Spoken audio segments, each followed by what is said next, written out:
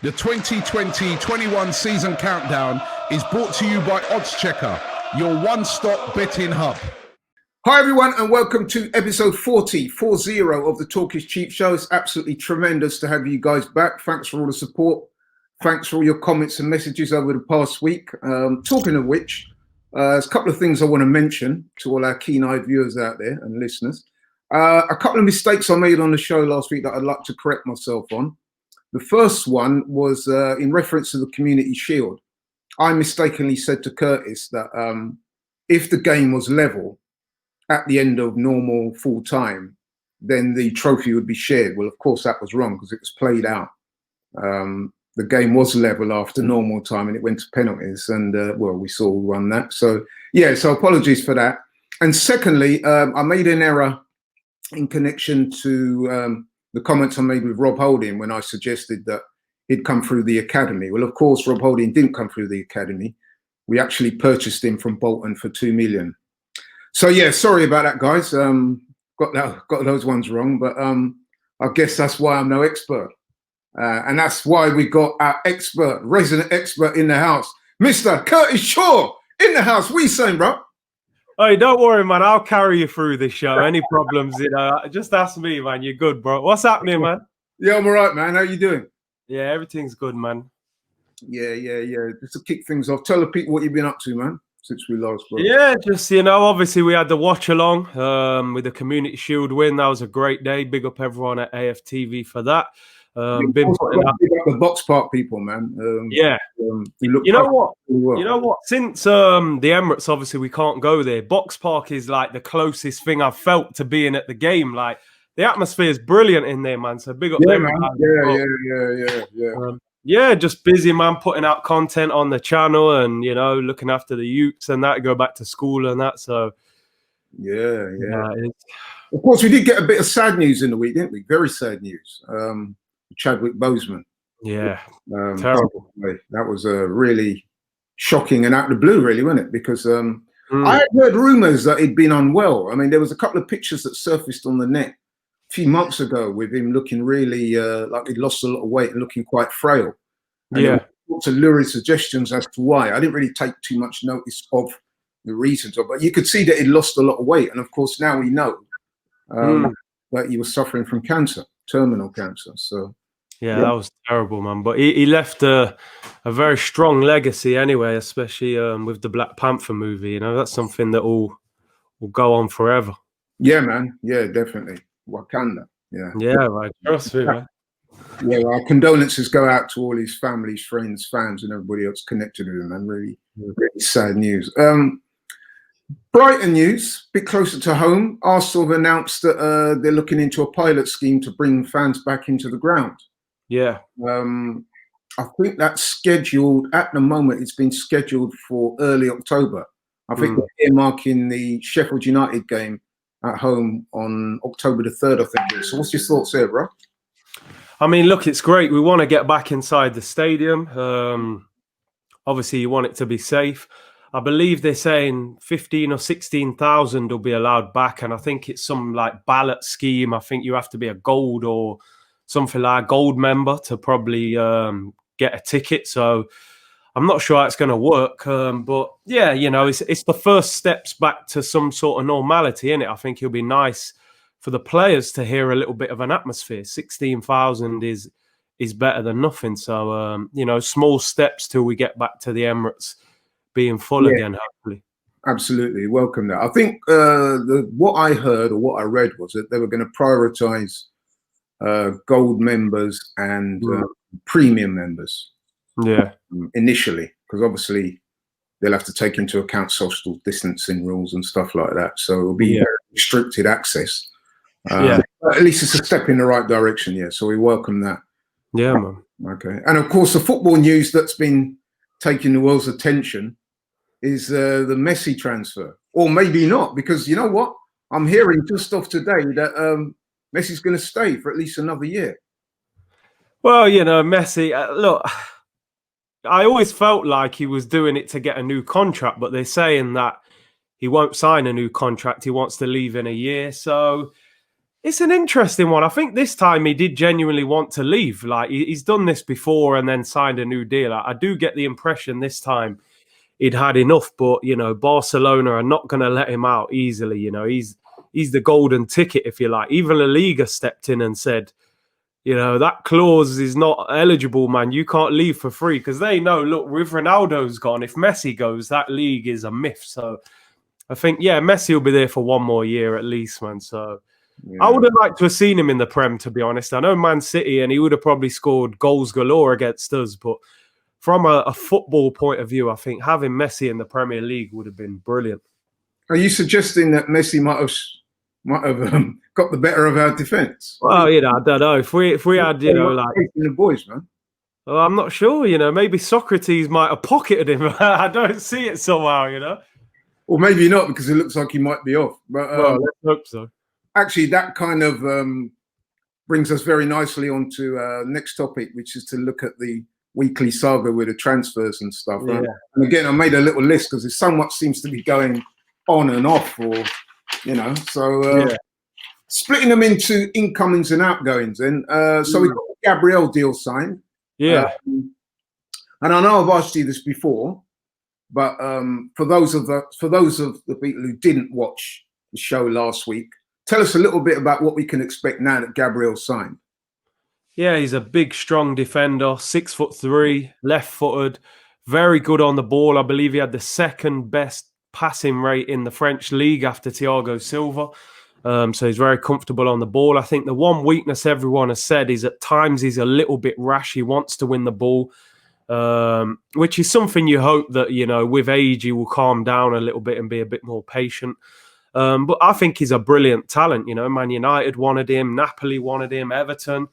It sounds like Edu and Arteta were instrumental in getting him in. And I think it's a bargain to get a 22. Luis might have been pretty essential in that as well. Yeah. I mean, what did you think of that announcement video, man? It was a little different, wasn't it, how they did it? I've got to say, I thought it was a little corny, man. But that's corny, yeah. I think because of social goofy, man. A bit goofy, but hey. Yeah, but here's what it is. Him signing, I suppose, is the most important thing, isn't it? But a lot of people were suggesting that David Luiz might have had a lot to do with it. Yeah, it wouldn't surprise me, man. He seems like a very much a leader in the dressing room, David Luiz. Yeah, definitely. Yeah. So we got Gabriel, we got Willian, we got David Luiz. Yeah, man, got a nice little triumvirate. Little Brazilian, thing going on. Brazilian networking. I'm sure they'll find some nice Brazilian restaurants. Yeah, in London, yeah. So I'm sure they'll be fine, man. Yeah. Right, Dani Ceballos.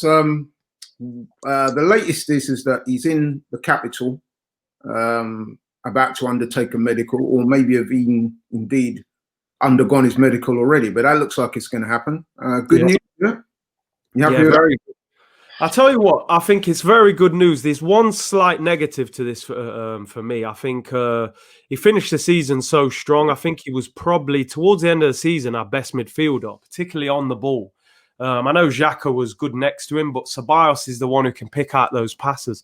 The one negative for me is that we have no option to buy him at the end of this. So it feels a bit to me like almost like work experience, like, go and develop at Arsenal. If you turn into a top player, they either take him back or they're going to charge us a fortune to buy him. So I feel like Arsenal should have really tried to push for an option at a reasonable price. Because if he has a great season, they're going to say, all right, give us 50, 60 million. All of a sudden, we can't afford him. So that's the one little downside to it for me. Yeah. Although a season, as we've seen, is a long time in football and in the Premier League. But I hear you. I take your point there. Still nothing concrete on the Aubameyang situation. It looks like it's going to happen. Do you know what? I'm starting to get a little... you do wonder what's taking so long. People keep telling me it's done. But why has it not been announced? I mean, the season starts soon. You would want this sorted out before, the season starts. So, I think they've dragged it out a little bit. But then are they waiting on him? So, hopefully it's done. Everyone says it's done. But until I see that video, man, I'm still a little bit wary of it. I'm starting to believe that the reason why it's been dragged out so long is because they know it's going to happen, and they're probably choosing what they see as the opportune date and time in which to release the news. We got, at the time of filming, we got just over a week to go to the start of the Premier League. So I suspect that in the days leading up to the first ball being kicked, you'll probably see something and see a video, some grand video going out with Aubameyang signing and all the trimmings and all that. They've got to do better than that Gabriel video. Yeah, that one was weak still, but I think because, you know what, I heard that because he was in quarantine, obviously coming from France, I don't think they were allowed to do any kind of video in person. So I think that's why they did that kind of Zoom phone call or whatever it was meant to be. So with Aubameyang, you know, I'm sure they'll go all out for that one. Yeah, okay. Right, and still nothing much on the Partey deal. The last time I looked, the suggestion is that Arteta's been told that he needs to raise some cash. Yeah. So that's probably a good time now to look at the outgoings. Yeah. Because it's obvious that to fund that Partey deal, they're going to have to get some money the other way. So, right, out. Bellerin, he's hit the news this week. It looks like that could happen as well. If you read the press and read what's going around on the internet, it's starting to look like it could become reality. Yeah. PSG. I mean, you know my thoughts, man. Take the money, bro. Why don't you remind us? No one who watches this show regularly will be surprised to hear me say that. Yeah. But listen, if they were to, this is my opinion, if they were able to raise sufficient funds in which to get the Partey deal across the line, I would certainly welcome that. And I suspect you're going to agree with me on that, yeah? Yeah, for me, I mean, I do think Bellerin is replaceable. I think, you know, even in Ainsley, he's potentially a better right back than him. I would say for £25 million to PSG, I would not be accepting 25 million because this is a market where very good right backs are at a premium. I'm not saying that Bellerin's a top right back, but let's face it, he is a name brand. He's a big name. He's still in his mid-20s. He's a Spanish international. You saw in the Champions League final, you know, PSG's right back got torn to shreds by Kingsley Coman. So they desperately need a right back. And let's face it, PSG have got plenty of money. So 25 million, I'd be saying, listen, man, you need to come back a little bit stronger than that if you want to sign him. But because of course, Kingsley Coman could never do that to Bellerin, could he? I mean, well, no, I'm not saying he can't. You know, I mean, you know what? To be fair to Bellerin, he's had a few good games though lately in his defence. You know, I thought he played well in the Community Shield and in the Cup final. So it's an interesting one. I think, you know, maybe Ainsley has changed Arteta's mind on this because it seemed like he was going to leave. Now it looks like he's going to stay. So maybe he lets Bellerin go. So I wouldn't be against it, but get a good price for it. Okay, point taken. Kolasinac. A couple of clubs in for him, Roma, Schalke. I think he's leaning towards Schalke because he used to play there. And apparently, he's been saying anyway that the fans love him and want him back. Yeah. Seems to be keen to go back. Makes sense. That seems mutually beneficial to me. Yeah, that benefits everyone. Do you know what? I just hope it benefits you. Yeah, no, that's it. I just hope for Schalke's sake, he's the same player that they had before that they get now. Because, I don't know. This guy was in his time at Arsenal. He's not improved in that time. Well, you know, apparently he was in German team of the season the year before we bought him. I don't think he got very close to the Premier League team of the season. That's for sure. That could have been the World Cup team. Nah, but you know, as I always say, you know, I think he puts his all in. I've never questioned his commitment. I just don't think he's been good enough. So hopefully we get that deal done.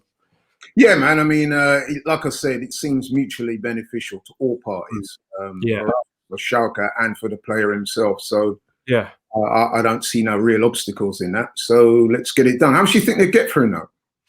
I mean, not a lot. He's on a big wage, isn't he? I think he's on like 100 grand. I think if you could get somewhere between maybe 8 and 10 million for him, I think you'd be lucky to get that. Yeah, so that's 25 for Bellerin, 8 to 10 for him. So what's that, 38, 40? Yeah, Partey's not far off, is he? We're nearly there, man. You know what I mean? Yeah, so, yeah, man. I mean, why not? Why not? Yeah. Socrates. Yeah. I'm not going to try and even attempt to pronounce his full name. No, neither am I.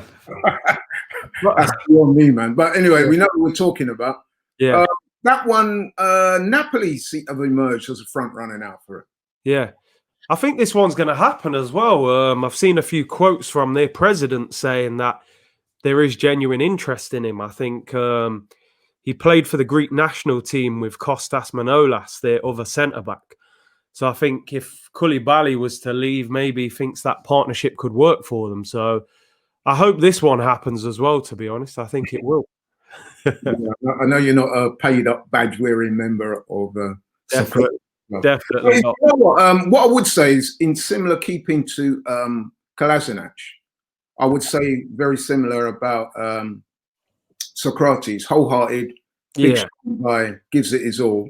It's just one of those that hasn't worked. And let's be honest, man, this frequently happens in football, not just football, it's sport. Yeah. Doesn't mean that he's not a good player. It just simply means that it's not quite worked out at Arsenal. No. So there you go. You know what I mean? It's happened to better players than him. So of course, yeah. It is. So no shade thrown. It's just he's just not proved good enough. Rob Holding, that's looking like that's going to happen to Newcastle.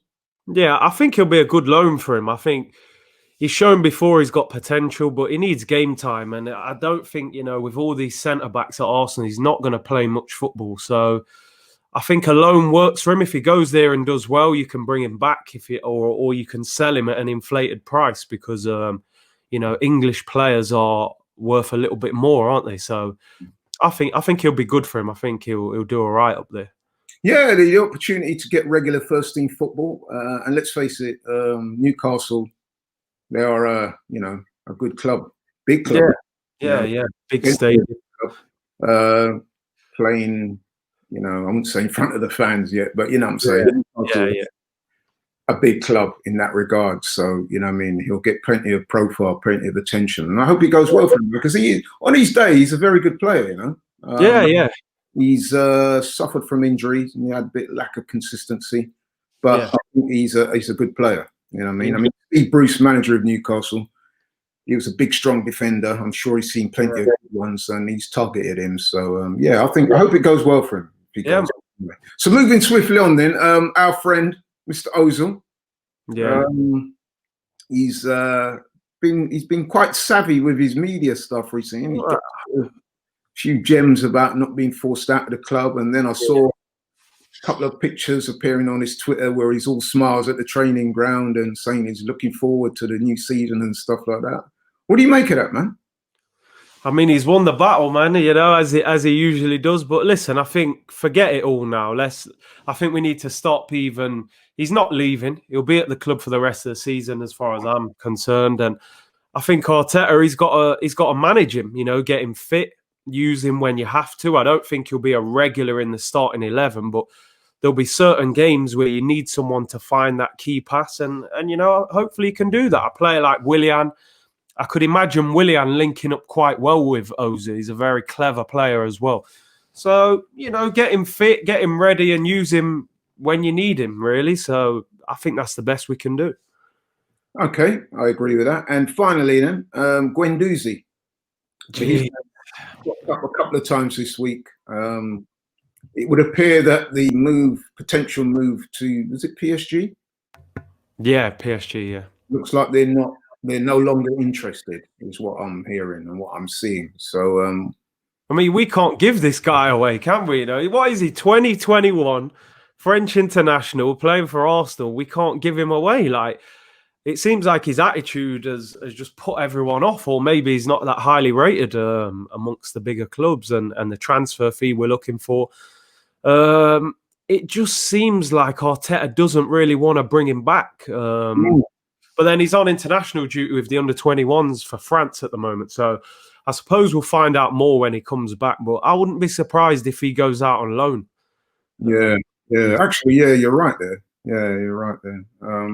But at some point, if all these disaffected players, the likes of him, they're either going to have to sell, which seems unlikely now, loan them out, or he's going to have to play them, because I can't imagine. I mean, let's face it, they are assets to the club. Yeah. So at some point, you can't totally sideline these guys. So at some point, they're going to have to become involved with a view to playing them. And let's face it, Arsenal, they're involved in a whole array of competitions. So you would imagine that, as long as his attitude does improve and he does train as required and, do the right things, that he should get a chance, shouldn't he?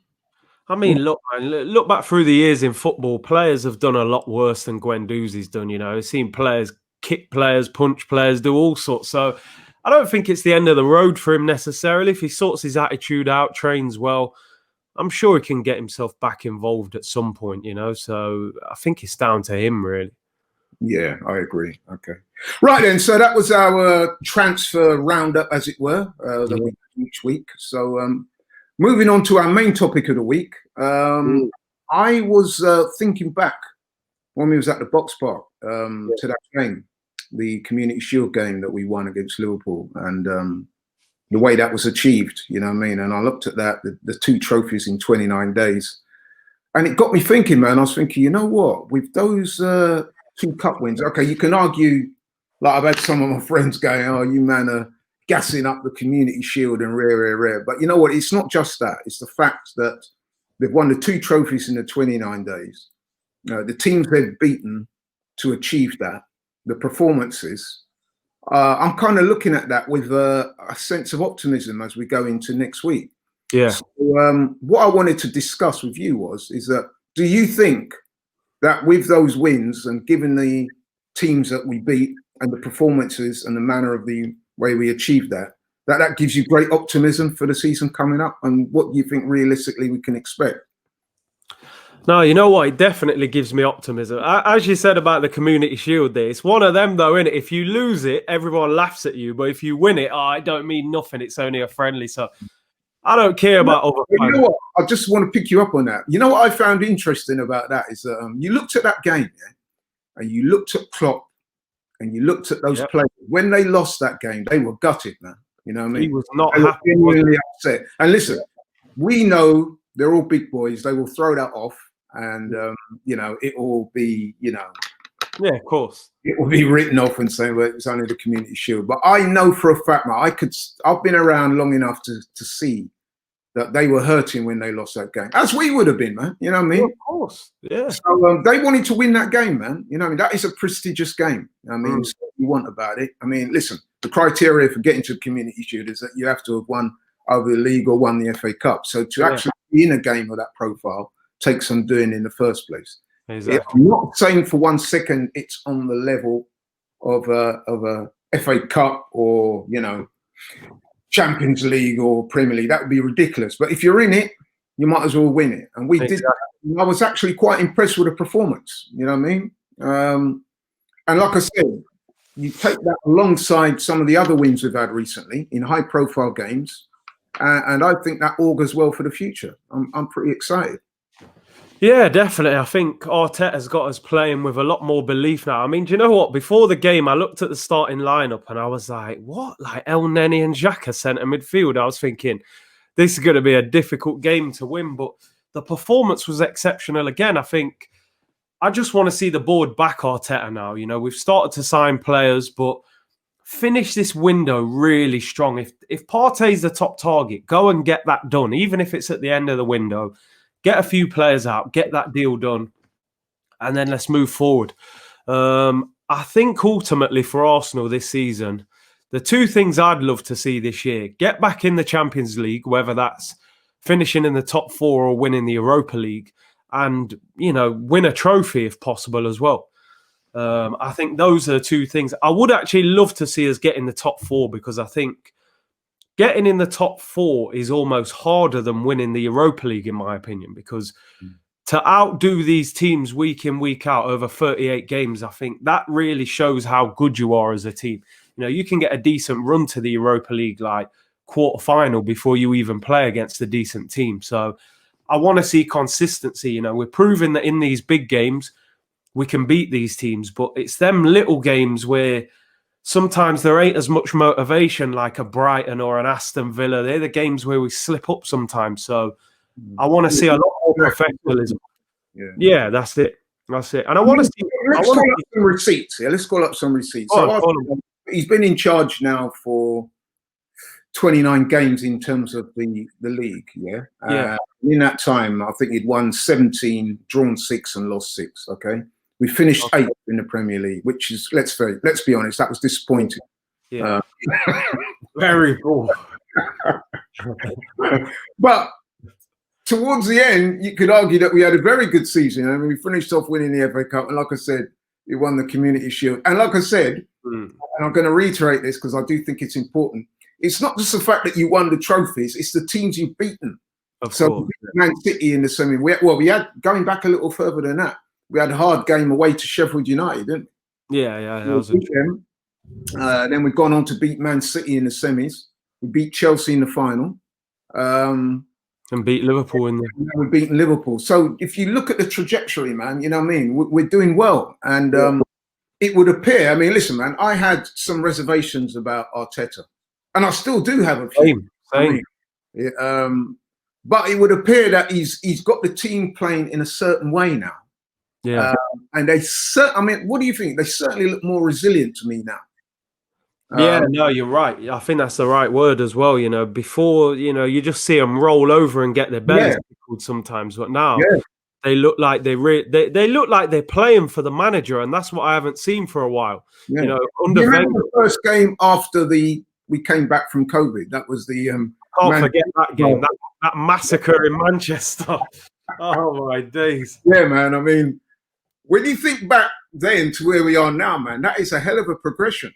It is. I'm saying, you know, like I said, when I was at Box Park last week, and I was thinking in terms of doing this week's show, I was thinking, to be fair to Arteta, he's come a long way since then, man. You know what I mean? Yeah.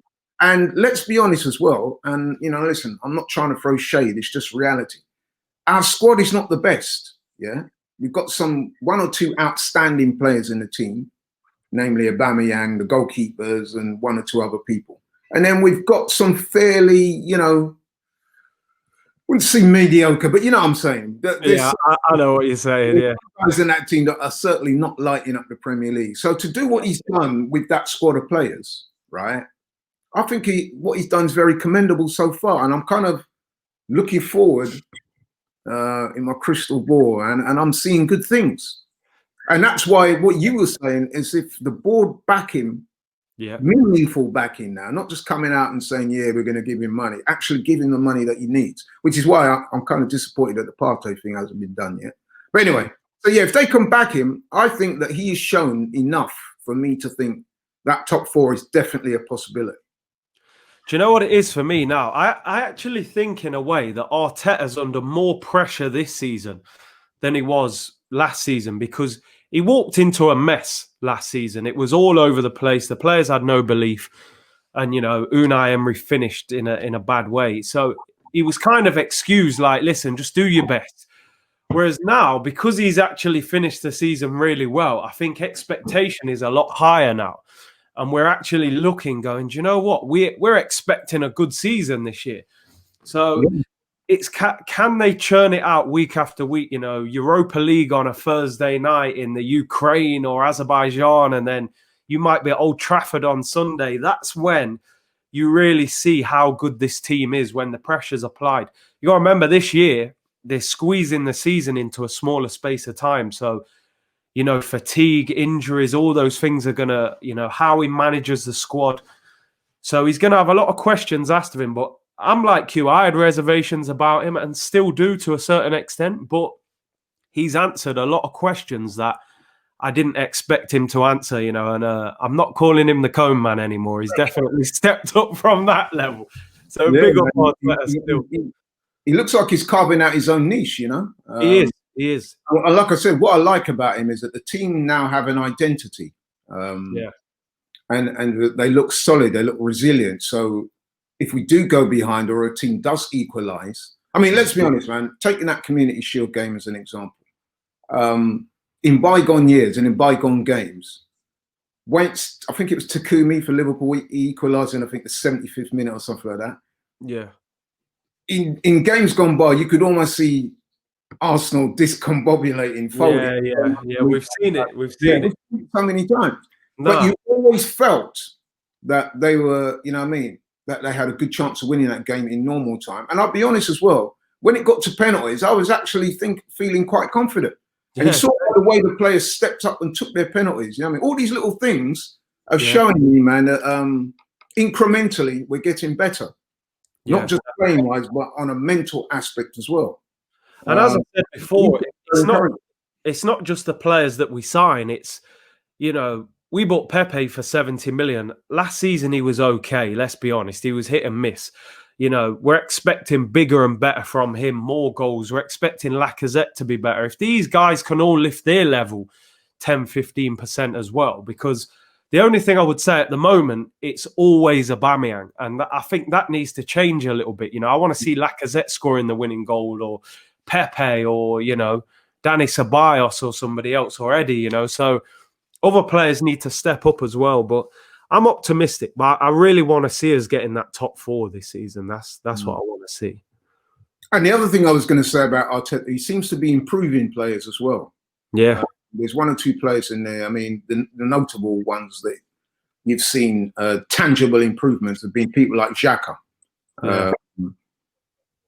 And Ainsley Maitland-Niles is another one that springs to mind. Man. He's coming in. I mean, in that game the other day, he's been outstanding. So guys like that, you know, Tutu. I mean, any ones you can mention there that you've seen. Do you know what? It's funny you mentioned Xhaka, right? Because I still have reservations about this one. I look at with Xhaka, I think, is Xhaka a player that wasn't very good and is now at a decent level? So, you know, or is he actually good enough? I'm still not sure Granit Xhaka is the guy to build your midfield around. I know he gets a lot of love from the fans, and he has turned things around, but I still don't look at him and think, you know what, Granit Xhaka's a top quality midfielder. When you look at your De Bruynes and your Pogbas and players like that, I still think he's way below that level. I think he's improved a lot, but a little bit there, bro. Do you know what I mean? When I first started work back in the day, I used to work with this lovely Cockney lady called Beryl, and I remember he once used the phrase that always kind of stuck in my mind. She said, "Laurie, you can't make a silk post out the size there." You know what I mean? I think you're talking about Xhaka. You have to kind of take that on board. You know what I mean? The analogy might be a bit goofy, but you know what I'm trying to say. I know what you're saying. He is who he is. You know what I mean? So you're quoting Xhaka in the same sentence as Kevin De Bruyne. I think that's a little unfair on Xhaka. All right. About that light. But what I would say is, to where he was, you know, before Christmas and stuff like that. He's much improved. Come on, man. And shout out to Xhaka as well. Here he's just been named captain of the Switzerland team. Yeah. Upcoming international. See, look, there you go. You see, that's a prime example. And Ainsley Maitland-Niles, some of the youngsters that have come in, Eddie and people like that, he's bringing through. Willock and people like that. You know what I mean? Even Rob Holdings looks better. He does. Mustafi's look better. Yeah. You know what I mean? And then I'm also excited by the young guys that are coming in to the team. Saliba, Gabriel. I can't wait to see how that partnership's gonna turn out. You know what I mean? So I'm genuinely excited. For the new season. No, I can't wait. You know, just so you share those sentiments, yeah? Yeah. Let's hope we get off to a good start, man. I am confident that we will. And even Willian as well. You know, I think we've done good business so far. Your boy Willian, man. You know what I mean? I got to mention Willian because I backed him when he came in. So I got to back. I think he's a good player. I think he'll be a very useful player for us this season. But yeah, I want that Partey deal done, man. That's the big trademark signing of the summer that I think we need to get done. There's a big hole in that midfield where we just need a powerhouse, man. I mean, I see Decore is going to Everton for 25 million, which is a good signing for them. Yeah, it's a good signing, yeah. I think Partey is that level above, man. So I just hope we get that one done. Yeah, man, me too. If we can get that one done and with all the other things leading in the right direction, I think we could be going places, man. Yeah, man. So listen, let me press you. Do you think a top 4 place is something we can realistically aim for? Oh, yeah. I think carried away, or do you think top 4 is? I mean, listen, we know that some of the other teams are going to come strong. United, they're going to try and come strong. Yeah. Them man down the road are going to try and come strong. Tottenham, Leicester, Wolves. You know what I mean? All them man there. You know what I mean? Yeah. And I'm excited by the new season, actually. Yeah, no, I think we can get in the top four, Laurie. I mean, I think City and Liverpool, if I'm honest, I think they'll be the top two again. Chelsea spent big and signed some very good players. So yeah, I was going to say Chelsea as well. They've done good business. But United, I mean, they've signed Van der Beek and Tottenham haven't really strengthened. I know they got Doherty at right back, who, he's a big Arsenal fan, apparently. Oh, it's Doherty. Oh, Doherty, yeah. My bad. But he's a big gooner, isn't he, apparently? So yeah. Hopefully you can do some agent work in there, a few penalties and that. No, I think we can get in the top four. As I say, it depends how we finish this window. If we kind of stand still now and say, oh, we've done our business, then I think you're taking a risk. If we get a Partey or someone like that, then I think we've got a real chance. See, this is what I'm saying, yeah? Now, be honest. When the season ended, right, and we finished 8th and all that, I'm pretty sure you didn't have those sentiments, did you? You were not... No chance. Nah, not a chance, bro. No. But like I said, that FA Cup win and then the Community Shield, and like I said, it wasn't just those wins in the treble, it was the manner of the victories and the teams we beat. All of a sudden, man, there's this air of optimism that's sweeping across the Emirates. And I kind of like it still. I'm telling you, winning trophies, I mean, they give you everlasting memories. We're going to remember that. I actually think Aubameyang, that FA Cup win has probably convinced him to stay. He might have stayed anyway, but that takes you over the edge. It gives you that belief that you can achieve things at this club. So I think that FA Cup win was huge for the club, honestly. We would have had no Europa League. We would have lost a lot of money. I think that was huge. So, but we've got to build on it. We have to build on it. Yeah, definitely, man. Definitely, yeah. I mean, listen, like I said, I'm genuinely excited. I'm not saying that we will get a top 4 place, but I'm thinking that we definitely will finish within the top 6. And I think top 4 is realistic. And I think you may even win a trophy as well on top of that. Yeah, I think so. Maybe another FA Cup, maybe the Europa League. And if we win that, we get in the Champions League anyway. So, yeah, man, I think it's... I think it augurs well. I'm excited, man. Yeah, man. Yeah, so let's look forward to next week and let's get it on. So is there anyone else you out there that you think might enhance the team that we haven't talked about? I mean, there's a few, in there. They're talking about the same ones, aren't they? Talking about that Aouar at Lyon and Coutinho apparently is having talks now with Ronald Koeman. But I just think the Partey one, man, that is the area of the pitch that I look at and just think that's the player we need. That's the exact one. I mean, what I heard was from a source within the club is that now that the club have missed out on Messi, they're going to go hard for They probably wanted Messi because he was free, innit? They thought, we'll take him for free, No, but listen, man. Yeah, I'm optimistic for the future. So it's okay. So listen, it's good that we agree about that, and so we have to start wrapping things up, man. So look forward to seeing you again next week, Curtis. But in the meantime, tell the people what you be up to. Yeah, check out my channel, Curtis Shaw TV. I'll be busy on there over the weekend, chilling and putting out content. Hopefully, Arsenal do some business, and I won't be doing an Alexis Sanchez, that's for sure, mate. What do you make of that briefly, man?